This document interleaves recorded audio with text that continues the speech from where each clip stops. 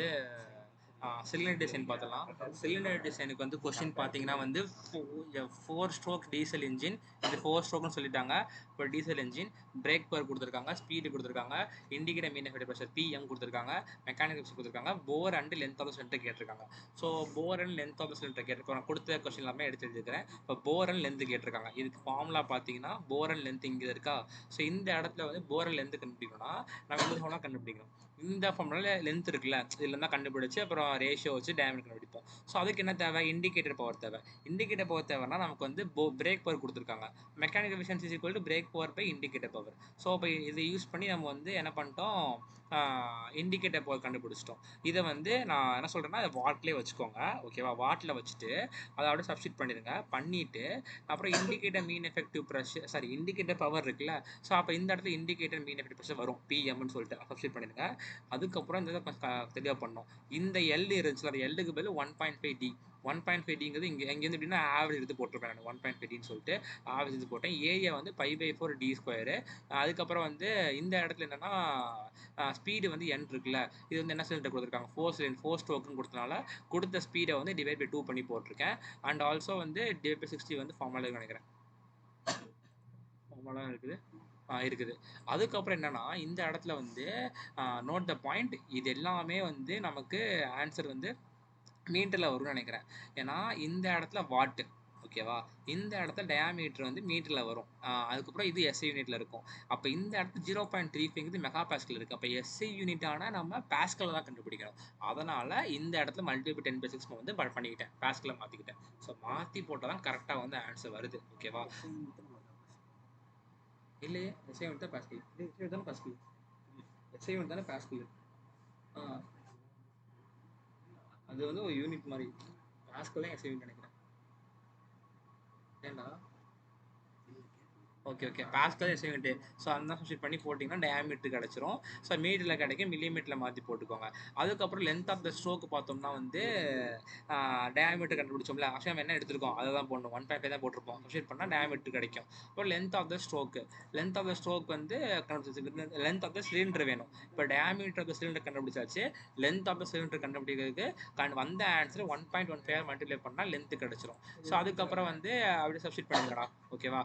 அதுக்கப்புறம் வந்து கொஸ்டின் வேறு என்ன கேட்டிருக்காங்க, போர் கண்டுபிடிச்சாச்சு, லென்த் கண்டுபிடிச்சாச்சு. அப்புறம் thickness of the cylinder head கேட்டிருக்காங்க. ஓகேவா? So thickness of the cylinder head வேணும்னா சிலிண்டர் ஹெட் இந்த இருக்குது.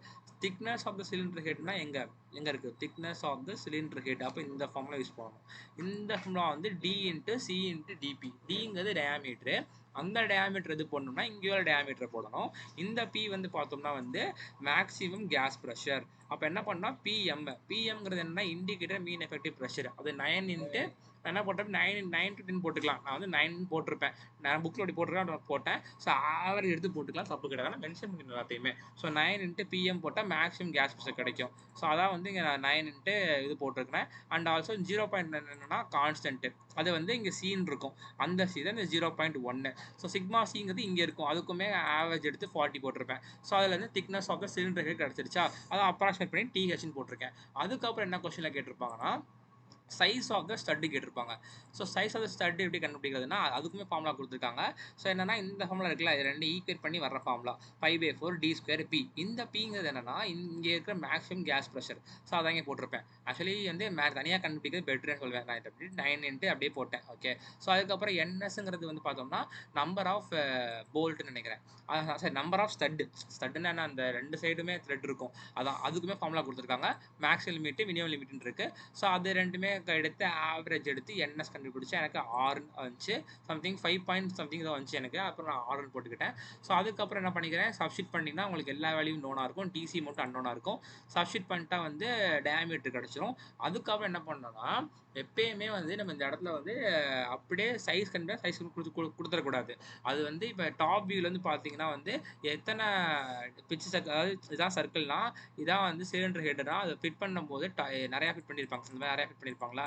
ஸோ அதை பிச் சர்க்கிள் டயாமீட்டர் எவ்வளோக்கு கொடுக்கணும், அப்போ தான் கரெக்டான டிசைன் அர்த்தம். ஸோ அப்போ கொடுக்கும்போது நமக்கு அப்போ வந்து பிட்ச் சர்க்கிள் டயாமீட்டர் அது வந்து என்னன்னா வந்து ஃபர்ஸ்ட் என்ன பண்ணிட்டீங்கன்னா பிட்ச் சர்க்கிள் டயாமீட்டர் சொன்னேன்னா அதை கண்டுபிடிங்க. அதுக்கான ஃபார்முலா அப்படியே மேலே போனால் இங்கே இருக்கும் டி பிளஸ் 3Dன்ட்டு சப்ஸ்டிட் பண்ணால் பிட்ச் சர்க்கிள் டயாமீட்டர் கிடைச்சிரும். அதுக்கப்புறம் என்ன பண்ணா ஸ்டட்டோட பிச்சு கண்டுபிடிக்கிறோம். ஸ்டட்டோட பிச்சு கண்டுபிடிக்க என்ன ஃபார்முலானா வந்து இங்கே இருக்குது. ஸோ அப்போ வந்து இந்த ஃபார்முலா இங்கே வந்து குழப்பிக்காதீங்க. இங்கே வந்து பிச்சைகள் டயாமீட்டர் கண்டுபிடிச்சாச்சு. ஸோ அதுக்கப்புறம் வந்து பிச்சு சர்க்கிள் பிச் ஆஃப் ஸ்டட் கண்டுபிடிக்கணும். அது பை டிபி இன்டி என். அந்த pi D P into N substitute பண்ணியாச்சு. இந்த டிபிங்கிறது இங்கே போய் போடணும். அதுக்கப்புறம் நம்பர் ஆஃப் இது வந்து கண்டுபிடிச்சது சப்ஸ்டிட் பண்ணியாச்சு. இப்போ நம்ம கண்டுபிடிச்ச பிச் ஆஃப் த ஸ்டட் வந்து கரெக்டா அப்படிங்க செக் பண்ணணும். அதுக்கு என்ன பண்றோம்னா வந்து இந்த இது இருக்குல்ல இந்த ஃபார்முலா பிச் அண்ட் ஸ்டட்னு சொல்லிட்டு இதை கண்டுபிடிக்கிறோம். எனக்கு மேக்ஸிமம் லிமிட் மினிமம் லிமிட் கிடைக்கும். அதுக்கு ரெண்டுத்துக்கு நடுவில் லை ஆகுதா அப்படின்னு கண்டுபிடிக்கிறேன். ஸோ அப்போ லை ஆகுதா, லை ஆகுது 79. இப்போ லை ஆச்சு. So it is safe. அவ்வளோதான். இப்போ இந்த கொஸ்டினை பொறுத்த வரைக்கும் என்னன்னா கொடுத்ததை கண்டுபிடிச்சி முடிச்சிட்டோம். சப்போஸ் நமக்கு வந்து இந்த இடத்துல கொடுக்கல, இந்த திக்னஸ் ஆஃப் சிலிண்டர் வால் கண்டுபிடிக்க சொல்லி கொடுக்கல. அப்படி கொடுத்தா என்ன பண்ணணும்னா இந்த இடத்துல வந்து டயாமீட்டர் கேட்குறாங்களா, அந்த டயாமீட்டர் தான் கண்டுபிடிக்கணும். கண்டுபிடிச்சு டயாமீட்டர் என்ன இந்த சிலிண்டரோட போர் டயா இருக்குல்ல, அப்போ என்ன பண்ணணும்னா இது கேட்குறாங்கன்னா இந்த டயாமீட்டர் வேணும். இந்த டயாமீட்டர் வேணும்னா என்ன பண்ணணும்னா இங்கே இடத்துல டயாமீட்டர் கண்டுபிடிச்சு அந்த டயாமீட்டருக்கு இங்கே சப்ஸ்டிட் பண்ணணும். அதுக்கு வந்து இந்த சீன் இருக்குல்ல, ஆக்சுவலி இப்படி வரும். இந்த இடத்துல கேப் இருக்கும்டா. ஓகேவா, இந்த இடத்துல கொஞ்சம் கேப் வரும். ஸோ சீன் இருக்கும். இந்த சி என்ன பண்ணோம்னா நம்ம டிசைன் டேட்டா புக்கில் போனீங்கன்னா வந்து 5.153 இருக்கும். அது வந்து நமக்கு இந்த கொஸ்டினில் கேட்கல. சப்போஸ் நம்ம டெஸ்ட்டில் ட்விஸ்ட் பண்ணுறேன் அப்படி இப்படி பண்ணுறேன்னு கேட்பாங்க. அப்படி கேட்டால் யூஸ் பண்ணுவோம். இது வந்து என்ன 200 போடலாமா? 5.15.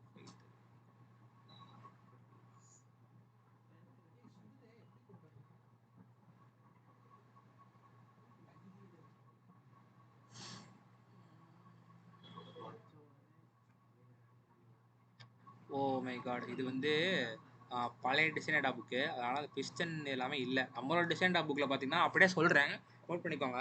நம்மளோட டிசைன் டேட்டா புக்கில் வந்து 5.137 எடுத்துக்கோங்களா. ஓகேவா, 5.137 நான் எழுதிடுறேன். நான் பேசுறது கூட சரியாக கேட்கலன்னா 5.137.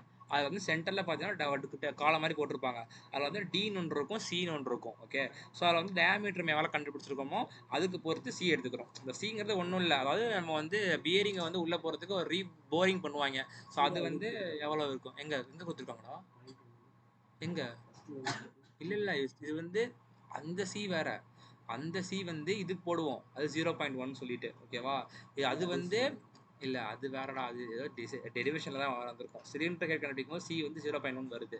இந்த இடத்துல சி போடுறதுக்கு என்ன பண்ணணும்னா நம்ம வந்து என்னது டயாமீட்டர்ஸ் தான் போடணும். ஓகேவா, அதான் வந்து டிசைன் புக்கில் நான் சொன்ன மாதிரி 5.137 இருக்குது. ஓகேவா, ஸோ இதுதான் design procedure. Mostly design procedure கேட்க மாட்டாங்க. இந்த மாதிரி சார் சொன்ன மாதிரி இந்த மாதிரி கேட்கலாம். சப்போஸ் அது கேட்டாங்கன்னா இதுதான் ப்ரொசீஜர் தான். ஓகேவா, ஸோ அவ்வளோதான். இது வந்து டிசைன் இது முடிஞ்சு, சிலிண்டர் டிசைன் முடிஞ்சு.